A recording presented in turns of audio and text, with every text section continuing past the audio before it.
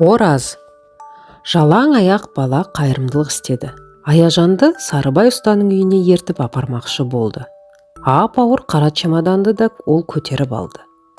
Өзім-ақ алып жүрем деп Аяжанның бергісі келмеп еді.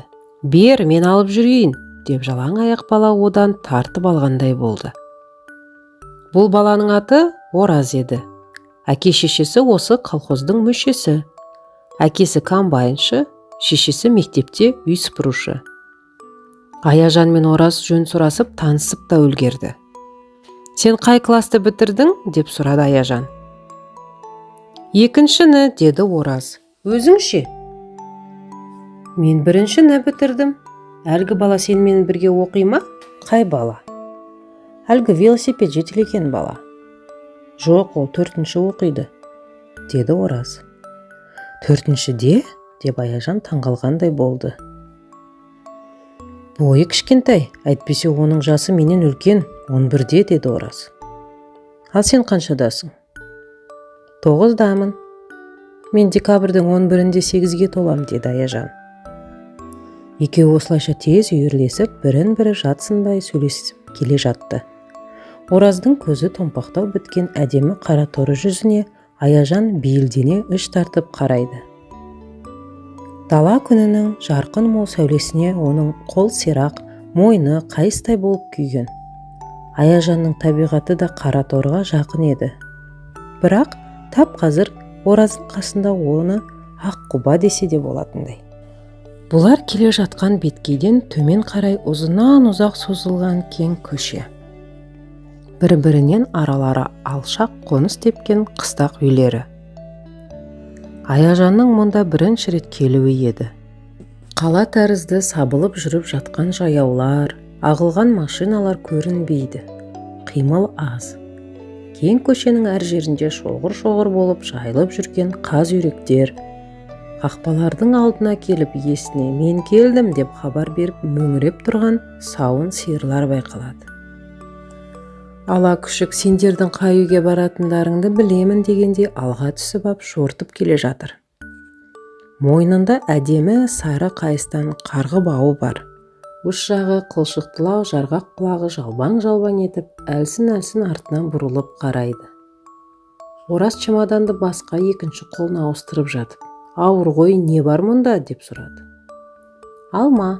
Жамбыл колхозы мекен еткен бұл аймақта алма өспейді. Алматының дәмді алмалары Оразға жақсы таныс. Оның көзіне қып-қызыл үлкен алмалар елестеп кетті де, таңдайына алманың тәп-тәтті шырын дәмі келгендей болды. Ораздың танауы шып-шып терлей бастағанын көріп, Аяжан чемоданға жармасып, бер енді мен алып жүрейін, деді. Ораз бермей. Сарыкеңдікі әне ана үй, жетіп қалдық, деді. Ыстық құшақтар. Сарыбай ұстаның үй іші кешкі абыр-сабырда түгелдей есік алдында болатын. Жұмыстан кеп жуынып, киім ауыстырғаннан кейін қарияның өзі екі тостаған қымызды сылқытып алып, терезе тұсындағы орындықта балапан теректердің саясында демалып, шылым шегіп отырған. Аяжанды ол басқалардан бұрын көзі шалып тани кетті. Өй әке, мынау Аяшым ба келе жатқан? Деп таңырқап, балаша мәз болып орыннан ұшып түрегелді. Сиыр сауға қамданып жатқан Меруерт апай, самауырдың отын үрлеп тұрған ересек қыз Бәтима, допқа таласып шырылдасып жатқан 8 жасар Шолдаң Нұрдәулет пен 5 жасар қаспақ танау Зәуре түгел елең ете қалысты.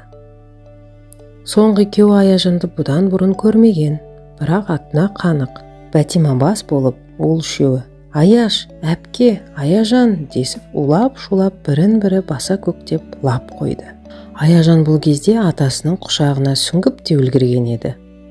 Сарекең оны сәбидей тік көтеріп алып, бауырына басып, құшырлана сүйіп жатыр. Қап-қара мұрты Аяжанның бетін жыбырлатып жіберді. Жаным, қоңыр қозым, қалай келіп қалдың? Кімге ілесіп келдің?